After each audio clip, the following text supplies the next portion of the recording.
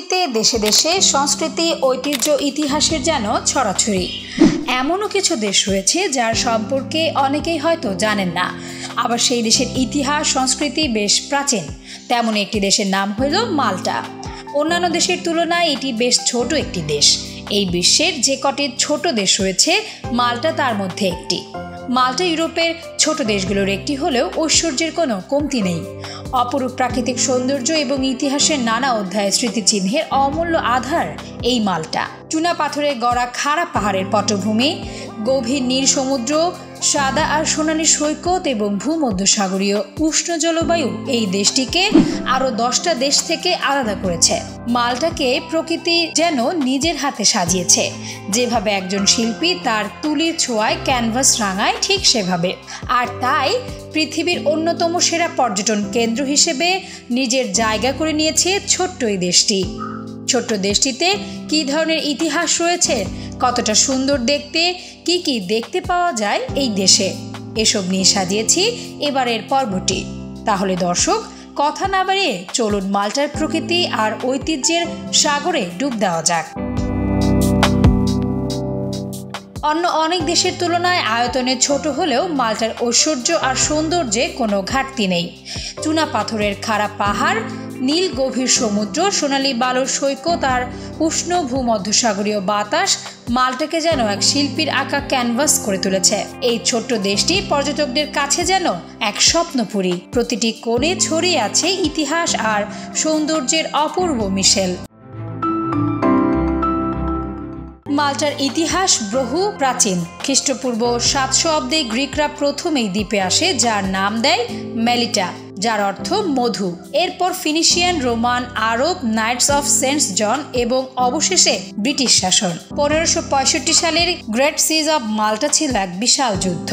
এই যুদ্ধে বিজয়ের পর মাল্টা হয়ে ওঠে ইউরোপের গুরুত্বপূর্ণ সামরিক ঘাঁটি। 1814 সালে মাল্টা হয় ব্রিটিশ কলোনি। 1964 সালে তারা স্বাধীনতা লাভ করে এবং 2004 সালে ইউরোপিয়ান ইউনিয়নে যোগ দেয়। মাল্টার 95% মানুষ রোমান ক্যাথলিক হলেও এখানে মুসলমান, ইহুদি ও অন্যান্য ধর্মাবলম্বীরাও বাস করে। প্রায় 360টির বেশি গির্জা এখানে রয়েছে, যার প্রতিটি যেন এক একটি স্থাপত্য শিল্পের নিদর্শন। ভালেলতা মাল্টার রাজধানী। এই শহরটি ইউনেস্কো ঘোষিত বিশ্ব ঐতিহ্য শহর। Saint John's co cathedral, grand master palace আর 100 বছরের পুরনো ভবনগুলি সত্যিই দর্শনীয়। শুধু ইতিহাস নয়, মাল্টার প্রকৃতি নিজেই এক আশ্চর্য। সোনালী সৈকত, নীল জলরাশি আর হালকা রোদ মিলে এক অপূর্ব অনুভূতি তৈরি করে। গোজো দ্বীপ আর সবুজ সৌন্দর্য আর প্রাচীন গগনতিজা মন্দিরের জন্য বিখ্যাত। আর কমিনো দ্বীপের ব্লু লেগুন বিশ্বের সবচেয়ে স্বচ্ছ পানির জায়গাগুলোর একটি। মাল্টা আয়তনে ছোট হলেও তাদের অর্থনীতি বেশ শক্তিশালী। ট্যুরিজম, শিপমেন্ট, টেক্সটাইল ও প্রযুক্তি খাতে দেশের বড় অবদান রয়েছে।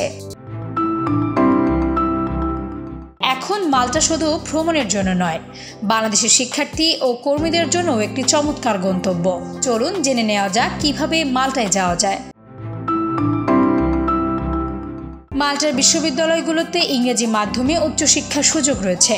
ভর্তি নিশ্চিত হলে ডি ভিসা আবেদন করে আপনি মাল্টায় পড়তে যেতে পারেন।